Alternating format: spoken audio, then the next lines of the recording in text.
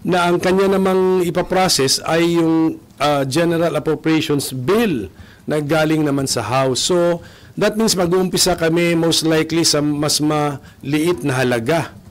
Hindi doon sa presented ng NEP na 2 something billion. Ito yata less than 1 billion na.